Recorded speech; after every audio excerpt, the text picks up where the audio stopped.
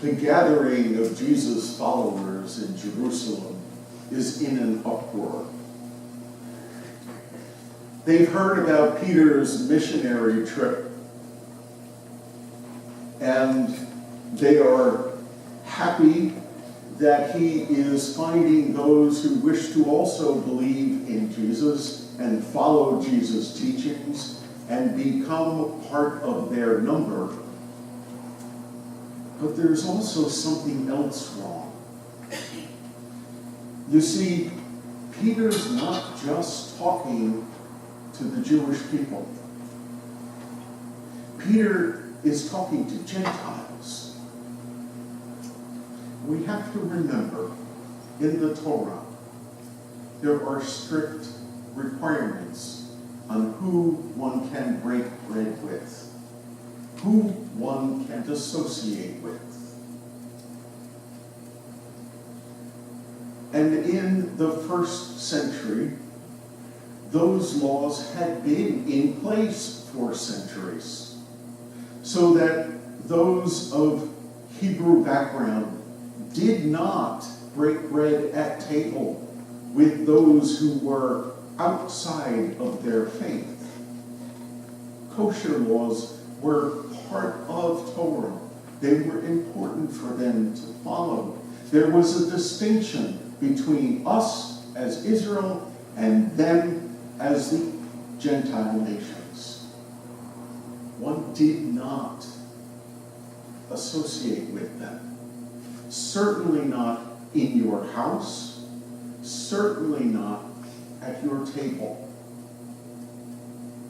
And Peter is one of those who, as a loyal and faithful Jewish person all of his life, had been schooled in the Torah and all of the rules and the laws that were part of a faithful Jewish life. That was part of who he was as well.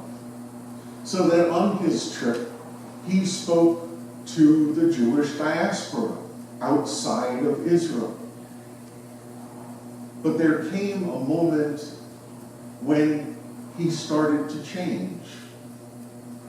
And people are wondering, why has this happened? What has made him transgress some of the basic laws of their faith? It would be like if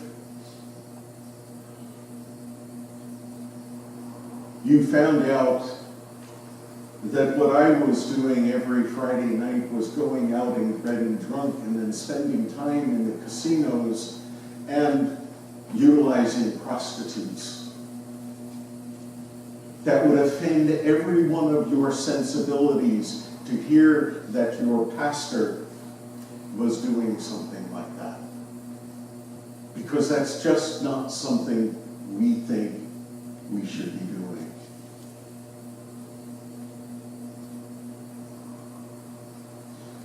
But Peter here comes back to Jerusalem at the end of his missionary journey and is called upon. Council calls him, Tuesday night, 7:30, Peter, let's get together, we need to talk. Where were you when you were on this missionary journey? And why were you doing what you were doing?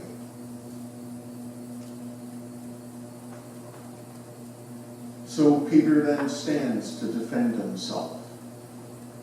And in chapter 11, we have the synopsis of the entire chapter 10, where Luke gives us much more details in chapter 10 about both Cornelius and Peter's experiences and what happened when Peter meets Cornelius. And Peter relates the events that transformed his thinking, that opened his heart to understand that the message of Jesus, the message that God wants us to bring into the world, is not just for us, it's also for them. In Peter's case, It was God's way of opening up the church from simply being what it had been, confined to the promises to the nation of Israel for the centuries, that they were the elect people of God. But now, God is opening up that covenant. God is opening up the understanding of who are God's people. And Peter is given his vision to understand that there is no more unclean. Because that sheet that was let down, if we were to go back into the Torah and read what was considered kosher, what is considered unclean, it was filled with reptiles and snakes and lizards and pigs and all of the other animals that they had for centuries been told they could not eat.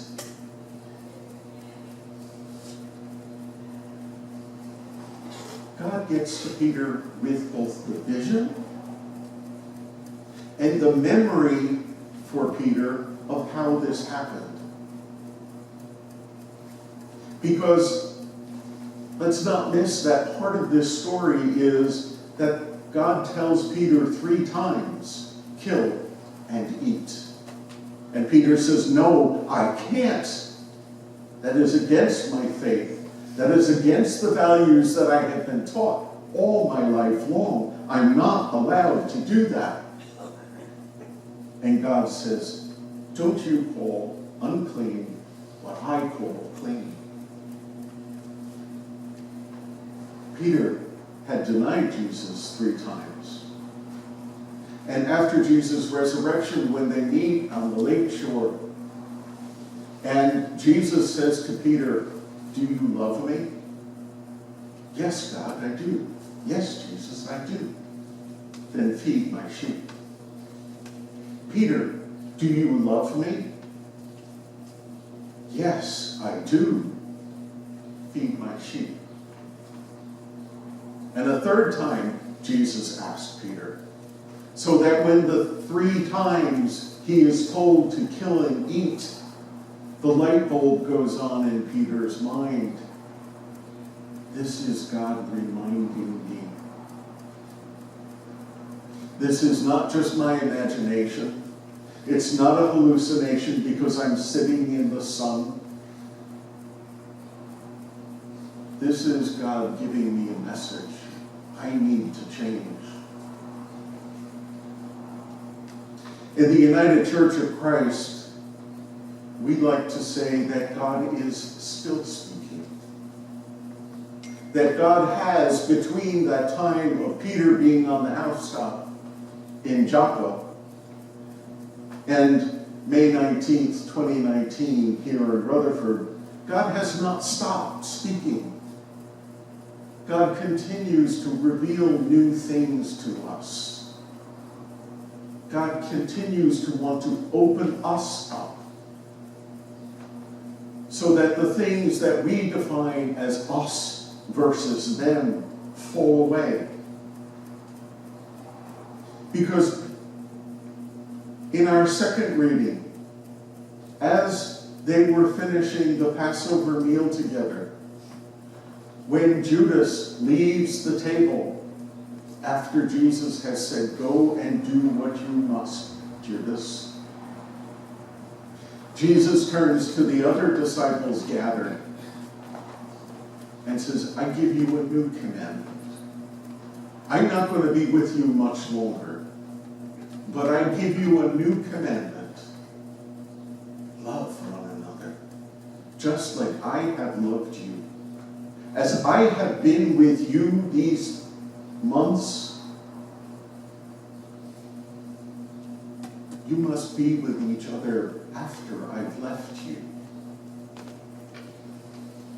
So that when we are asked as a people to consider changing who we are and what our society values and what our church thinks it values, over the course of time, the one test for us should be, are we loving each other? If we look at the problems with race in this country? As we look at the willingness of state legislatures to suppress votes for people of color, for people who are not American, for people who don't hit someone's definition of a worthy person,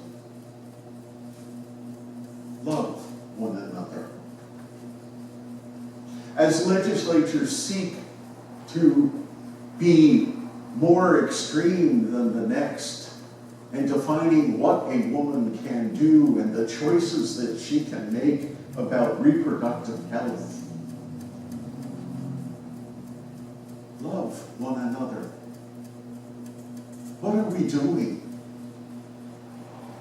when we are more concerned about defining life by a heartbeat or by 6 weeks, 8 weeks pregnancy, and then one cannot abort a child? First of all, it's not a man's place to make that decision. But second of all, are we being loving, especially to the people who have gotten pregnant because of rape or incest? Seriously? Is that loving one another when some poor woman is going to be stuck with the daily reminder of the traumatic event of rape? I give you a new commandment: love one another. And for those who want to define life by a heartbeat or the fertilization of an egg, what does God say to us? In fact, it's even in our text.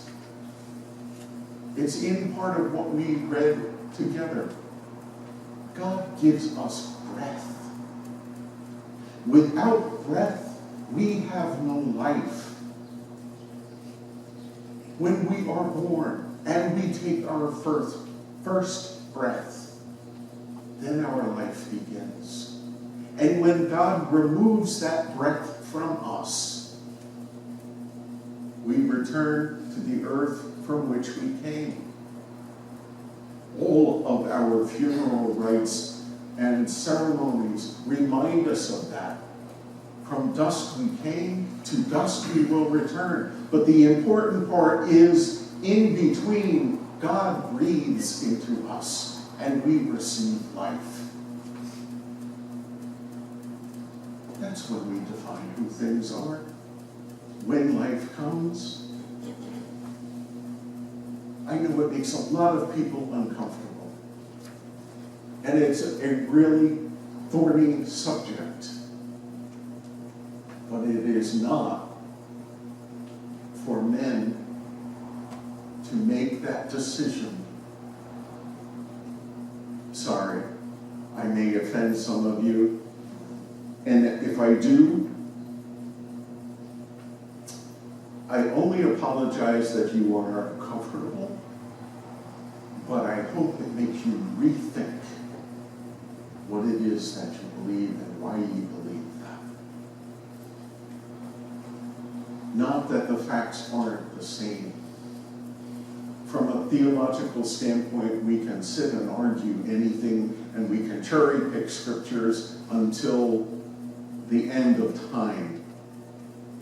But the reality is, Jesus has taught us, love one another. Jesus taught Peter, open up your heart, open up your mind, open up your soul and your spirit to those who are different from you, Peter. And God is giving us the same message in 2019. Open up your hearts, open up your soul, and love one another.